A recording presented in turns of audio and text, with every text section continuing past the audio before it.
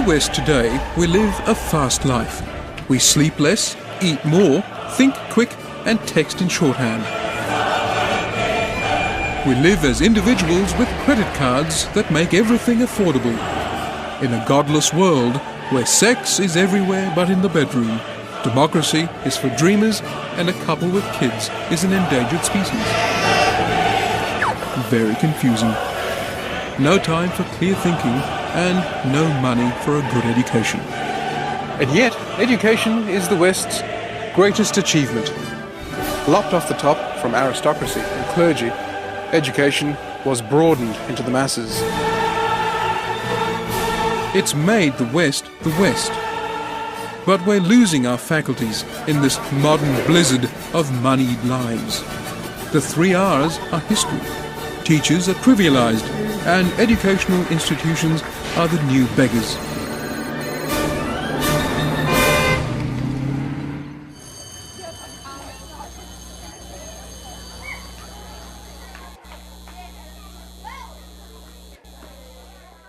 Education's really struggling. It's a funny thing that in Australia we claim that we value young people, and we talk very beautifully about that, but we show our contempt for them by the amount of money that we allocate to their education, for example, by the way that we structure schools. There is evidence everywhere we look at just how little we value children. And so we talk the talk, but don't walk the walk.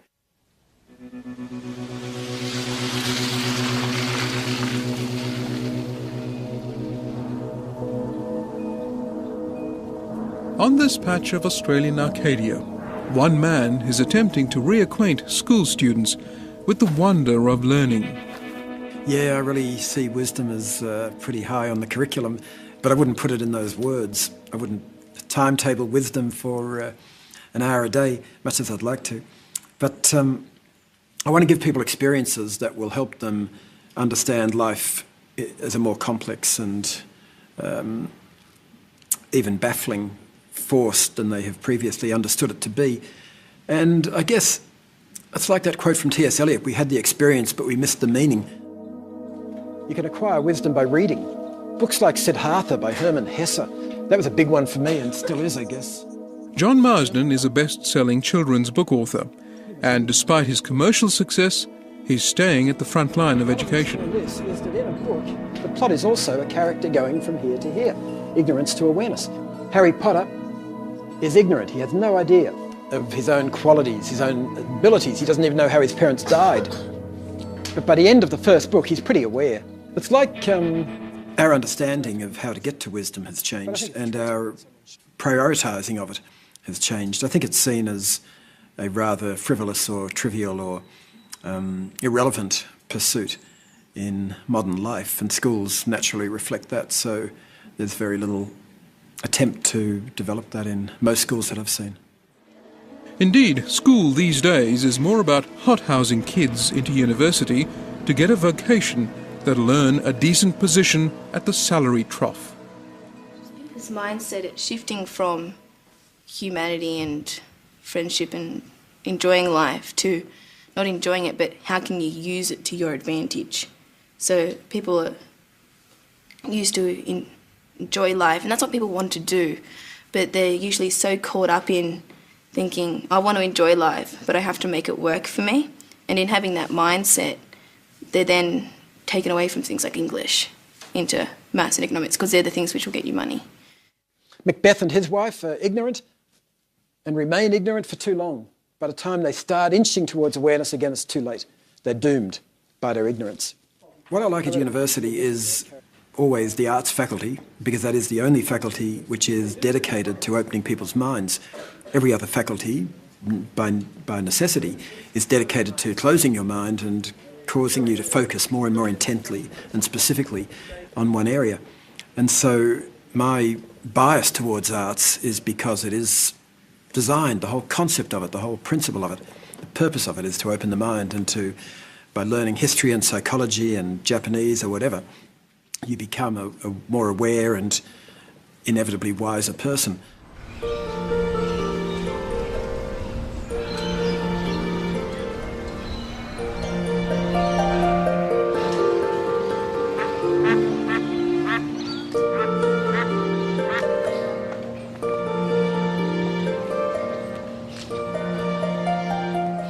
When I went to university, it had something to do with getting a real job.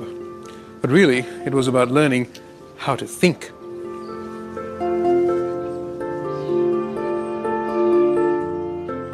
Opening the mind to the wisdoms of yesterday and tomorrow.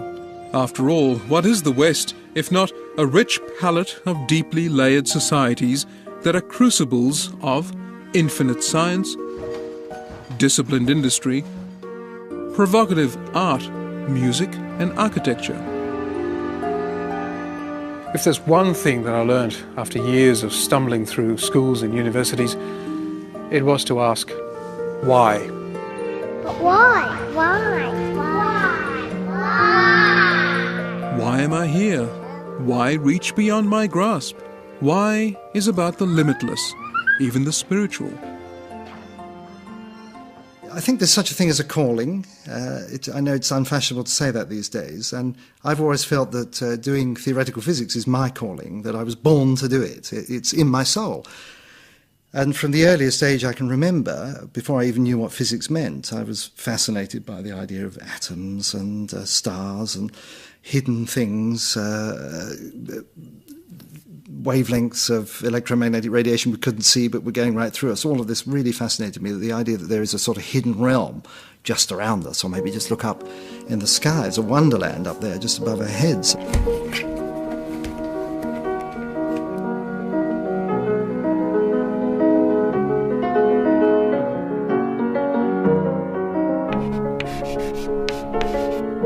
Then we map this pi of x across to here.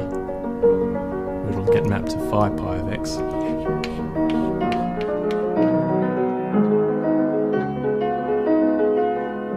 One goes into pure mathematics not thinking that it will be used one day, but rather that it's just as much an art form and a beautiful art form as fine music, sculpture or painting. The feeling of universities, it's a forum of ideas. And it's not, for me, a place where I can get a degree and then can earn big dollars, in my first year of employment in the workforce. It's a place where I open your mind to new ideas, and it's a place where you can just take ideas for a walk and see where they lead you. And a lot of mathematical results come not from staring at the one problem and solving it, but trying to solve the problem and then just taking on this other idea and see where it can lead. And a lot of mathematical results have come across, I guess, by accident. Pi of x. A lot of the mathematics that is developed now or in the relative modern day may not have applications now, but can be indispensable maybe 20, 50 years from now. The greatest example that carries a lot of weight is the formation of propositional calculus. What?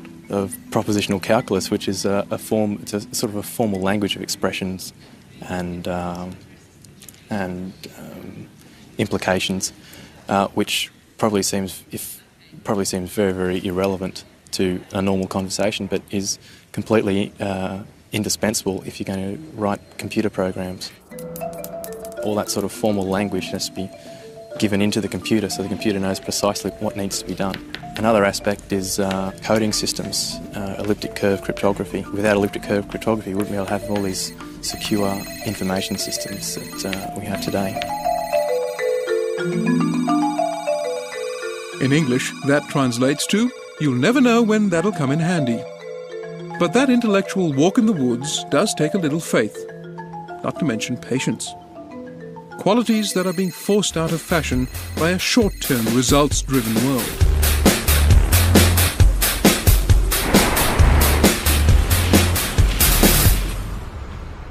Critical thinking to conquer the impossible and husband inspiration has been relegated to second division since economic buffheads have taken over the campus and turned students into consumers. Well, I'm very depressed when I think back over the last 30 years or so I've been in the university system, and it has got worse and worse. Students are much more cold, calculating and cynical. They want to be fast-tracked through an easy course to a lucrative profession. Money is time, and thus education, more than ever, is about the finite and the measurable. About bottom-line accountability and ripping off public thinking for private profit.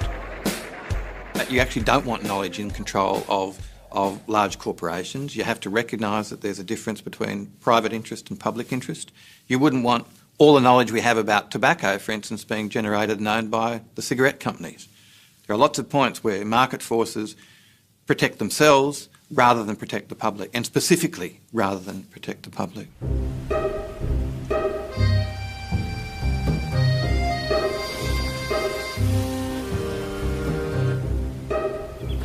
Amongst other things, unassuming microbiologist Professor Graham Laver changed the way the world looked at influenza. His research has helped save millions of lives. In 2001, he gave evidence at a Senate inquiry regarding his submission on public universities and our higher education needs, in which he essentially bagged commercially driven research funding for unis. Incidentally, after saying so, the university expelled him. Ever since I started work at the university, nobody ever told me what to do. When I first arrived at the John Curtin School of Medical Research, I was given a lab. I was told by the director, stock up the lab with equipment and get on with the work. And that was it. Never any suggestion that I should do anything like that. And that's, I think, how it should be. So what's changed? What's changed? I think now, if you come to the institute of I was working, you're put into a big team.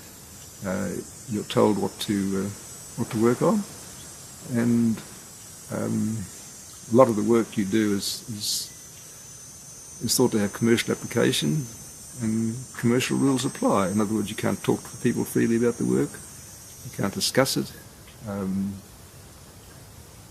I think it's a disaster. I don't know the exact figure, but there's probably about 60 or 70 small biotech companies in Australia, all trying to produce marketable products. I don't think any of them have had any success. Great leaps of imagination are required for breakthrough research. The freedom to ponder why and what if. Simple questions that aren't possible if you have big business trying to limit and contain the pursuit of ideas to the merely profitable. And companies that profess to search the moral high ground for cures for AIDS, heart disease or cancer will only do so if there's a buck in it.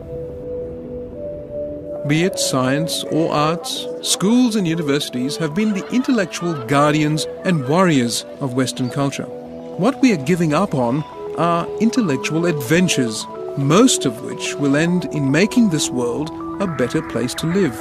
We must continue to fund and receive from these hallowed halls some meaning to many a modern life without any. But how classic are the classics? Literature, Latin, languages? What about geography? Or even anthropology, a very Western university subject about cultural adventures? Anthropology is all about people. It's about cultural diversity across the world and within a society like Australia. It's teaching our students about how the world makes sense, makes meaning for people, whether they're rich or poor, of particular ethnic or religious backgrounds and so on. So anthropology these days is quite a diverse area of research and teaching. So it's about meaning of life? Yes. I think one of the things we first teach our students in first year is that the object of the exercise is to understand what the world, what life means to people. Not an easy thing to do, to get inside another person's mind and experience the world as they do. But that's the great challenge, the great tradition, the great signature method of anthropology, to find what the world means to people.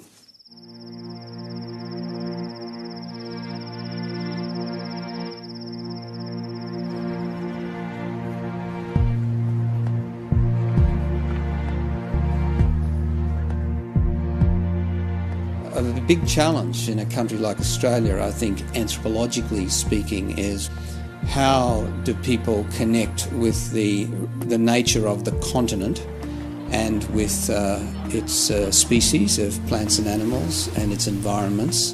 And in that, Australian Aboriginal cultures, from the point of anthropology, have always been incredibly important.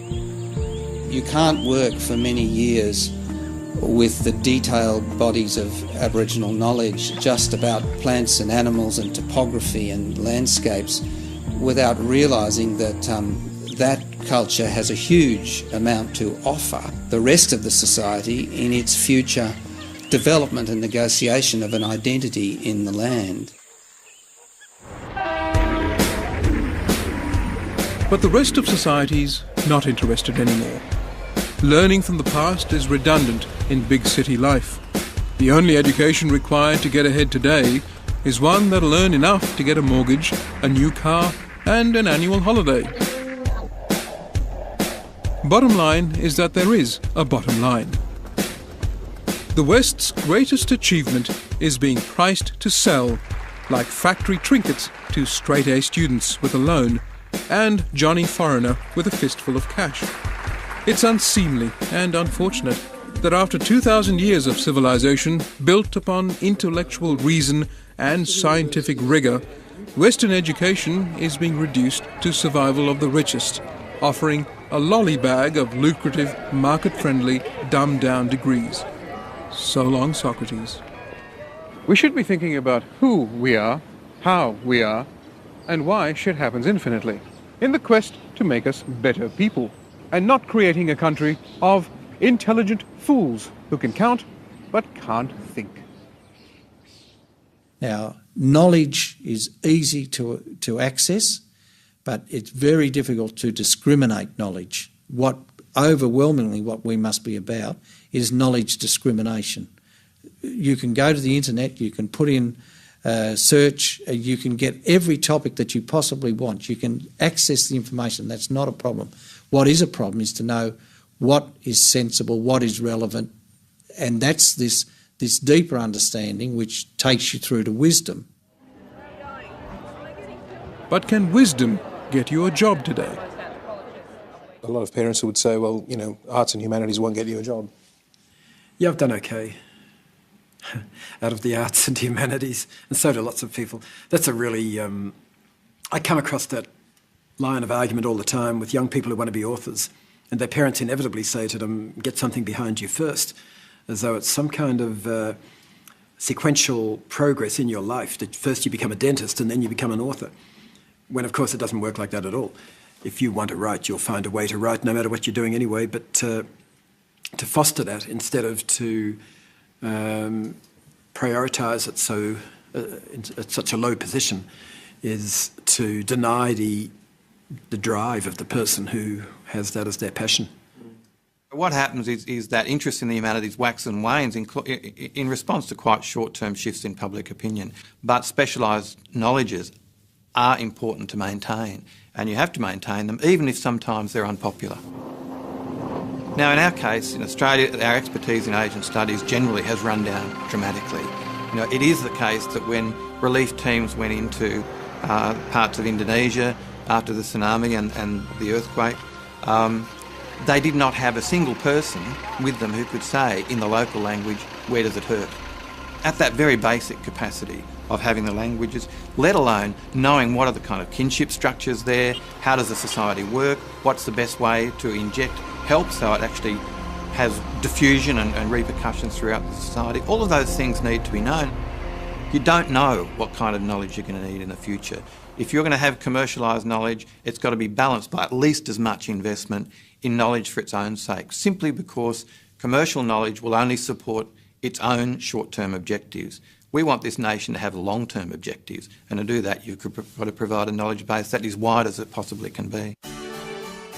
The search for meaning doesn't have to be via a maze of humanities or Neil's pure maths, but it has to be about truth, wisdom, even the divine.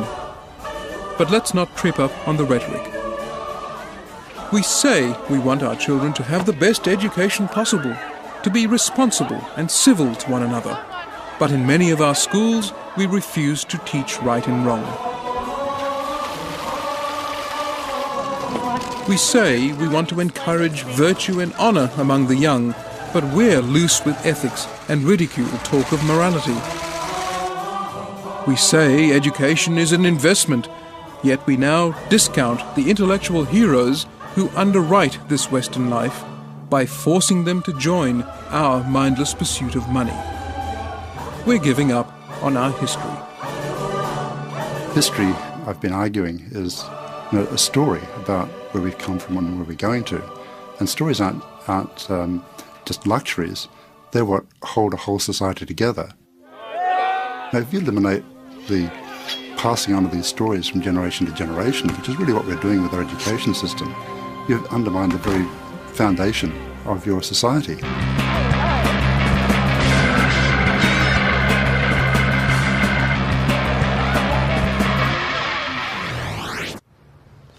Near the coast, a couple of hours north of Sydney, Neil lives quietly with his mum and dad. He may be just another bright suburban kid who's finding his way through life, but education has given him a map. Once you've learnt or experienced a sort of a mathematical formula, it sort of gives you a sort of sense of happiness, but you also know that it'll be with you for the rest of your days. You think this is an experience that cannot be taken away or replicated, somewhere else. You don't feel it's a great high and then a lull after it. So I think this sort of education and thought process is far more fulfilling than watching a reality television show. In practicing science, myself, when I think of the things that interest me, there is a spiritual dimension to it for me, a bit like what Einstein called a cosmic religious feeling. It's a feeling that the universe is ordered and it's intelligible and it's elegant, and this I find tremendously inspiring. It's not only that I look out and see the stars and the galaxies and the trees around me and I think, well, this is all very beautiful. Of course it is. There's this hidden elegance in the mathematical order of the universe.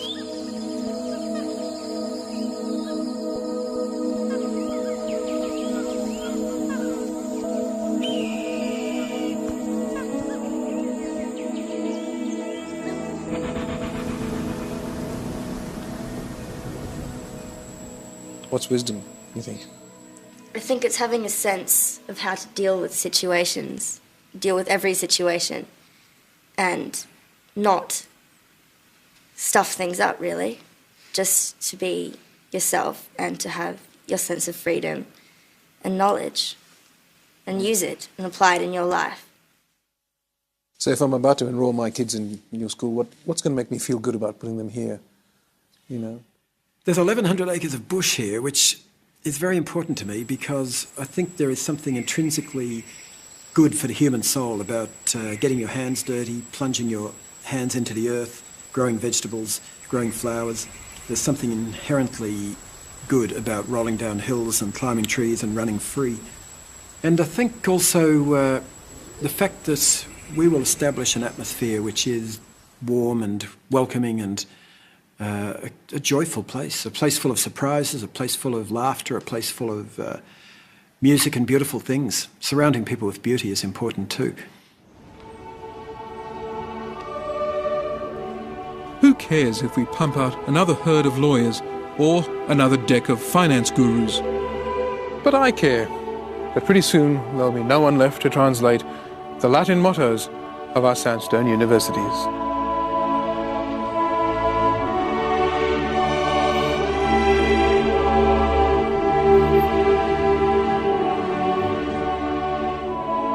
Well, the short answer to what happens when you stop asking the big questions is you lose the capacity to generate the answers.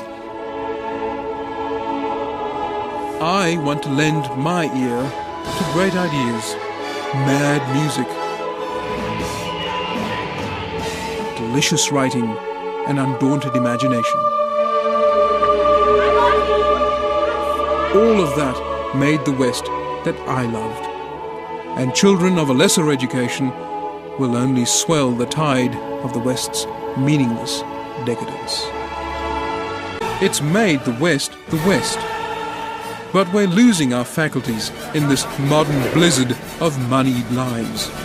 The 3 R's are history, teachers are trivialized, and educational institutions are the new beggars.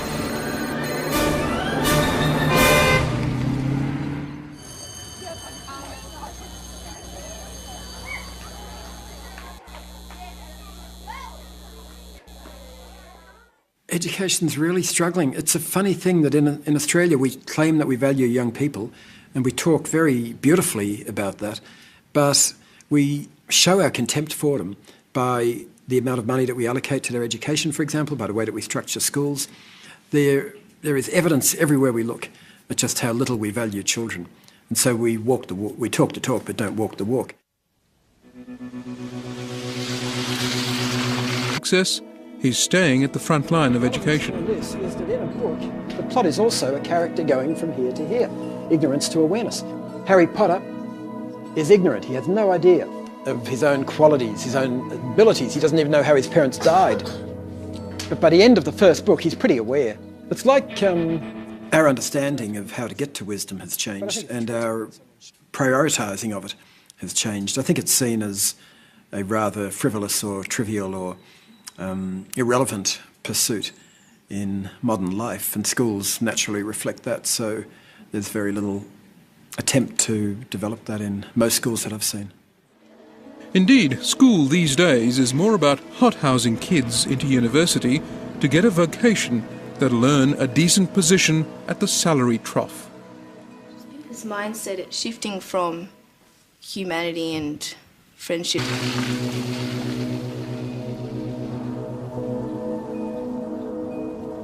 On this patch of Australian Arcadia, one man is attempting to reacquaint school students with the wonder of learning. Yeah, I really see wisdom as pretty high on the curriculum, but I wouldn't put it in those words. I wouldn't timetable wisdom for an hour a day, much as I'd like to. But I want to give people experiences that will help them understand life as a more complex and even baffling force than they have previously understood it to be. And I guess it's like that quote from T.S. Eliot, we had the experience but we missed the meaning. You can acquire wisdom by reading. Books like Siddhartha by Hermann Hesse, that was a big one for me and still is, I guess. John Marsden is a best-selling children's book author, and despite his commercial Been enjoying life too, not enjoying it, but how can you use it to your advantage? So people are used to enjoy life, and that's what people want to do, but they're usually so caught up in thinking, I want to enjoy life, but I have to make it work for me. And in having that mindset, they're then taken away from things like English into maths and economics, because they're the things which will get you money.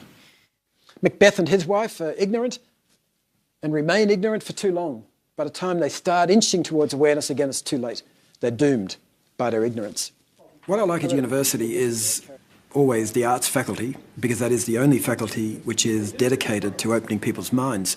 Every other faculty, by necessity, is dedicated to closing your mind and causing you to focus more and more intently and specifically on one area. And so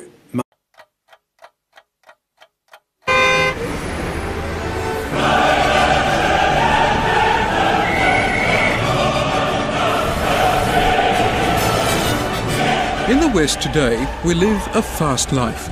We sleep less, eat more, think quick, and text in shorthand. We live as individuals with credit cards that make everything affordable. In a godless world where sex is everywhere but in the bedroom, democracy is for dreamers, and a couple with kids is an endangered species. Very confusing. No time for clear thinking, and no money for a good education. And yet, education is the West's greatest achievement. Lopped off the top from aristocracy and clergy, education was broadened into the masses.